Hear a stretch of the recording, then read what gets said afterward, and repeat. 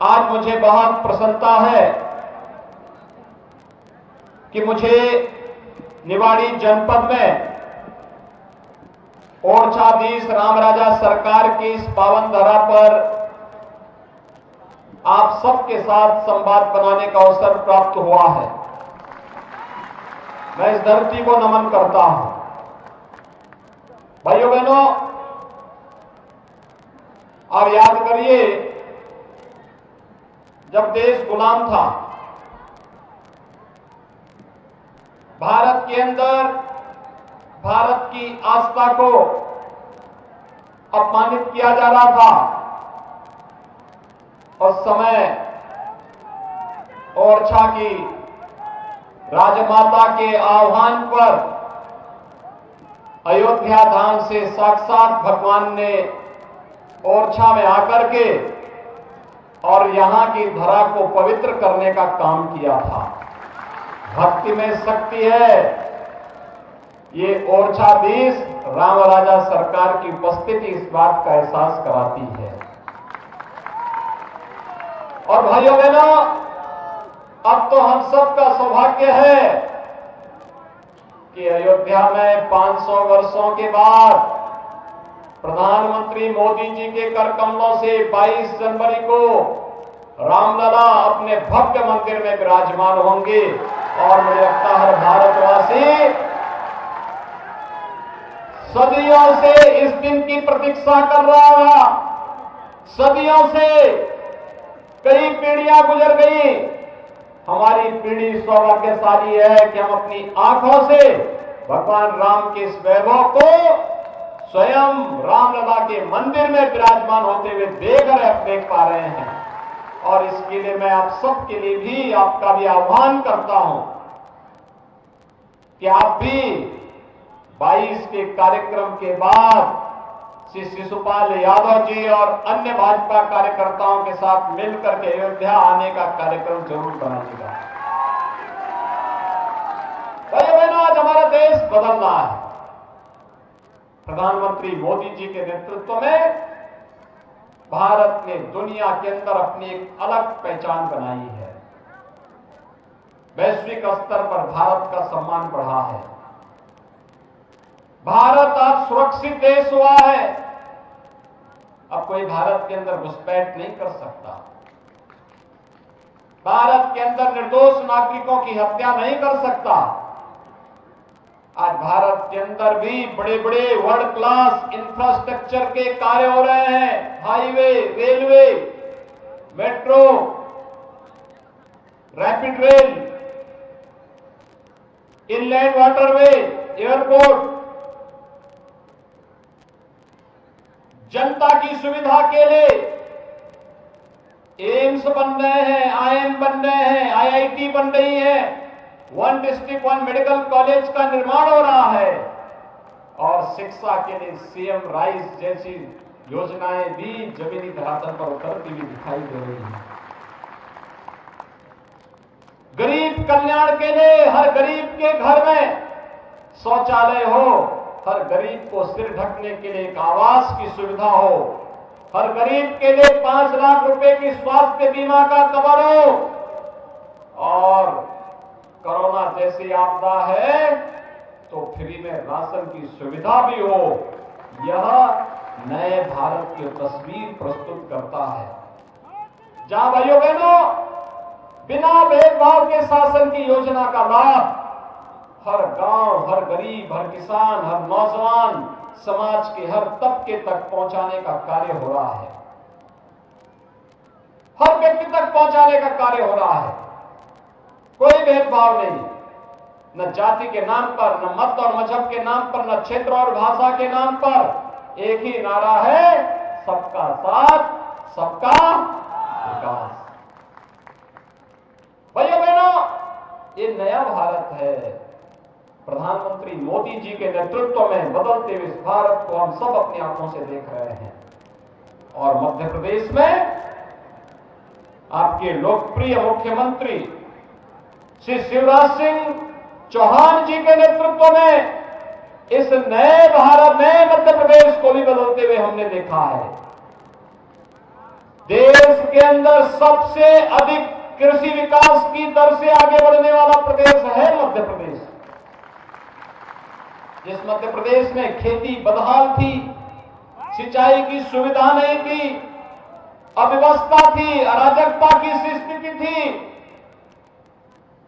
उस मध्य प्रदेश में 20 वर्ष की भारतीय जनता पार्टी की सरकार ने श्री शिवराज सिंह चौहान जी के नेतृत्व में यहां की कायाकल्प करने का प्रयास किया है और आज मध्य प्रदेश बीमारू राज्य से उभर करके एक विकसित प्रदेश की ओर अग्रसर हुआ है।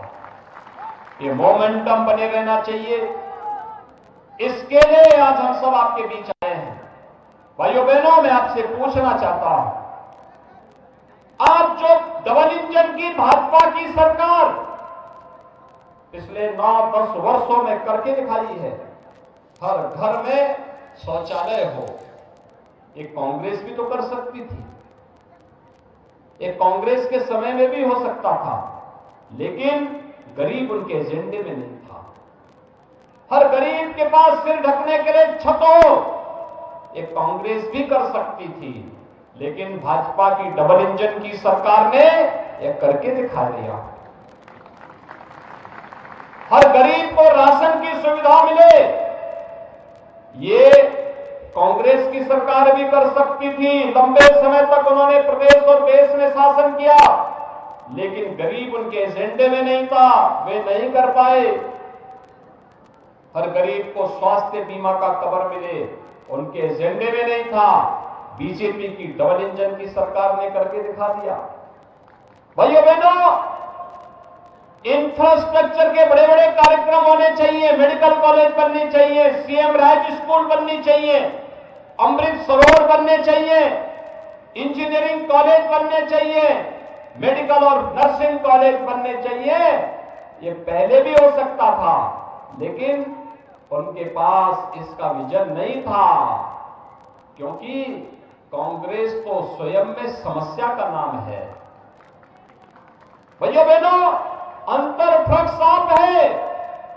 एक समस्या है, एक समाधान है। कांग्रेस समस्या है, आतंकवाद कांग्रेस की देन, नक्सलवाद कांग्रेस की देन, उग्रवाद कांग्रेस की देन, भ्रष्टाचार कांग्रेस की देन, विकास के कार्यों में बैरियर बनना एक कांग्रेस की देन।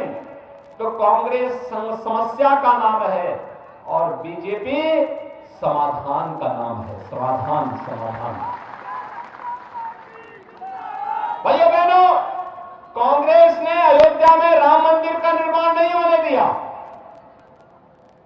जैसे ही उत्तर प्रदेश में डबल इंजन की सरकार आई, समस्या का समाधान हुआ।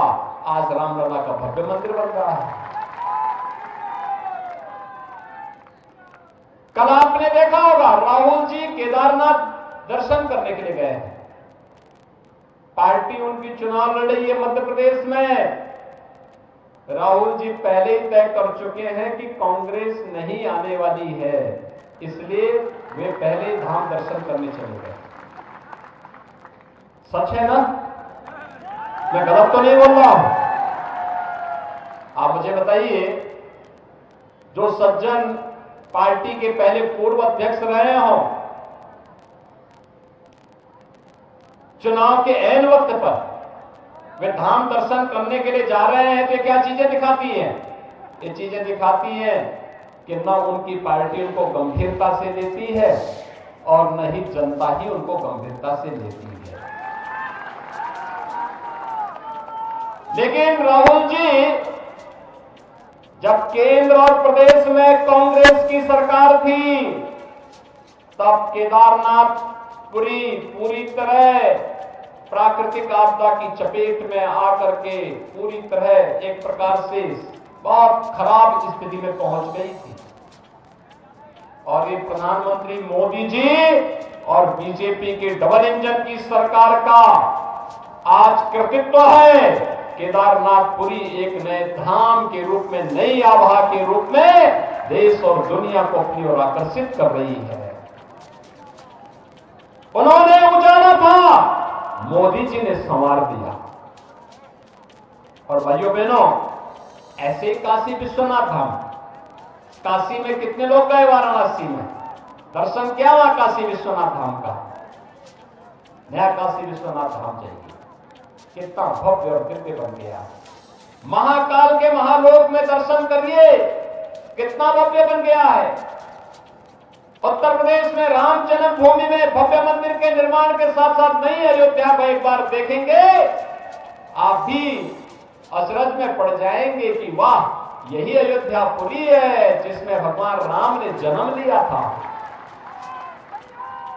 भाइयों बहनों, ये है डबल इंजन सरकार के कार्य, जो बोलती नहीं है करके दिखाती है, बोलती कम है करती ज्यादा है।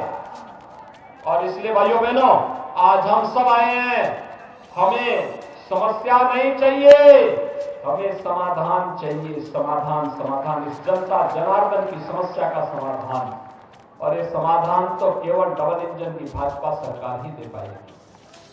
आप सहमत है ना? आपको क्या चाहिए? समस्या चाहिए या समाधान चाहिए? समाधान चाहिए ना? तो भाइयों बहनों, इसी समाधान के लिए आज मैं आपके पास आया हूं, विशेष रूप से कहने के लिए। अरे पृथ्वीपुर तो हमारा ललितपुर और झांसी जिले से घिरा हुआ है। यहां की सारी समस्या का समाधान तो भोपाल से भी हो जाएगा और साथ साथ उत्तर प्रदेश लखनऊ से भी हो जाएगा। दोनों से बराबर दूरी है, कहीं कोई समस्या नहीं। कोई सोचता था पहले हर घर नल की योजना आ पाएगी? यहां पे सपना था। हमारी माताएं अपने गगरी को लेकर के जाती थी, 3, 5, 7 किलोमीटर दूर जाकर के किसी प्रकार से लेकर के आ पाती थी। पूरा समय व्यतीत हो जाता था ऐसे। आज तो आरओ का पानी हर घर नल तक पहुंच रहा है। डबल इंजन सरकार का कार्य है। उद्योग लग रहे हैं, नए उद्योग। अब हमारे यहां के लोगों को नौकरी और रोजगार के लिए मुंबई, चेन्नई, बेंगलोर, हैदराबाद नहीं जाना पड़ेगा, बल्कि वहां के लोगों को आवश्यकता पड़ेगी रोजगार की, तो वे लोग यहां आएंगे, यहां।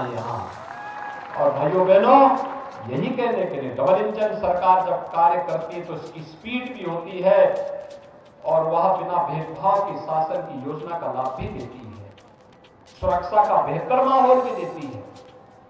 आपने देखा होगा, बीजेपी की सरकार है, सुरक्षा का बेहतर माहौल है, कर्फ्यू नहीं है, गुंडागर्दी नहीं है, माफियागिरी नहीं है, आस्था पर कोई खिलवाड़ नहीं कर सकता है, गरीब के हाथ का निवाला कोई नहीं छीन सकता है। और जो छीनेगा तो उसको ही मालूम है कि फिर क्या होने जा रहा है। और इसलिए भाइयों बहनों, मैं आप सबसे अपील करने के लिए आया हूं। भारतीय जनता पार्टी ने श्री शिशुपाल यादव जी को अपना प्रत्याशी बनाकर के इस पृथ्वीपुर विधानसभा क्षेत्र में उतारा है। 2 विधानसभा सीट है यहाँ पे, एक निवाड़ी और एक पृथ्वीपुर। दोनों में भाजपा की प्रत्याशी है, दोनों में भाजपा के विधायक थे और फिर से सरकार बनाने के लिए दोनों में भाजपा फिर से चाहिए। सहमत हैं? सभी लोग सहमत हैं? कमल चुनाव चिन्ह पर सभी लोग सहमत है ना? तो आप सभी लोग दोनों हाथ उठा करके मेरे साथ बोलेंगे, भारत माता की, भारत माता की, भारत माता की, जय श्री राम, जय जय श्री राम।